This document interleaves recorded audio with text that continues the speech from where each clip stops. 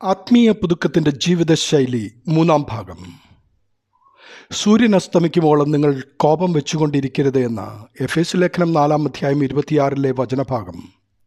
കോപം മറ്റൊരു ദിവസത്തേക്ക് കടന്നു പോകുന്നത് വിരോധം നമുക്ക് ക്ഷമിക്കുവാൻ സാധിക്കാത്തത് കൊണ്ടാണല്ലോ. അത് തുടർന്ന് വൈരാഗ്യമായും പ്രതികാരത്തിലും കലാശിക്കുവാനിടയുണ്ട്. സൂര്യാസ്തമയത്തിലാണല്ലോ ഒരു പുതിയ ദിവസം ആരംഭിക്കുന്നത്. അതുകൊണ്ട് കോപദിവസം മാറി നിറപ്പിൻ്റെ ദിവസത്തിലേക്ക് പുതിയ ദിനത്തെ ആനയിക്കേണ്ടത് നമ്മുടെ ബലികൾ കർത്താവിന് പ്രസാദകരമാകുവാനും നമ്മുടെ ജീവിതം തന്നെ ക്രിസ്തുവിന് പ്രസാദകരമായ ബലിയായിത്തീരുവാനും വിശ്വാസിയുടെ ആത്മശരീര മനസ്സുകളുടെ ശാന്തിക്കും അത്യാവശ്യമാണത്.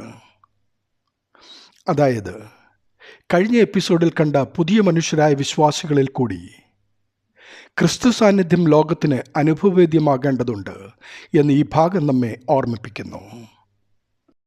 പരിശുദ്ധാത്മാവിൻ്റെ ശക്തിയിലൂടെയുള്ള സജീവവും നിഗൂഢവുമായ പരിവർത്തനത്തിലൂടെ മാത്രമേ ഒരു വിശ്വാസിക്ക് പഴയ മനുഷ്യനിൽ നിന്നും പുതിയ മനുഷ്യനിലേക്ക് മാറുവാൻ സാധിക്കുകയുള്ളൂ.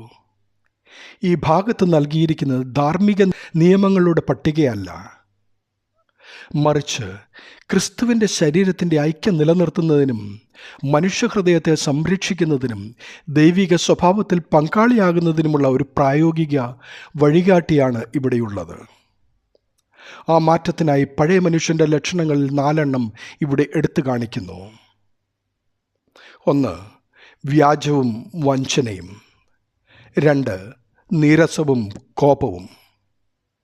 3. മോഷണം. 4. അശുദ്ധി. പഴയ മനുഷ്യൻ്റെ സ്വഭാവം ഉപേക്ഷിക്കുക എന്നത് മലിനമായ വസ്ത്രങ്ങൾ നീക്കം ചെയ്യുന്നത് പോലെ പഴയ ജീവിത രീതികൾ ഉപേക്ഷിക്കുവാനും ക്രിസ്തുവിലുള്ള പുതിയതും നീതിയുക്തവുമായ ജീവിതം ധരിക്കുവാനും വിശ്വാസികളോട് കർത്തൃവചനം ഉപദേശിക്കുന്നു. ദൈവനാമം മഹത്വപ്പെടട്ടെ. ആമീൻ.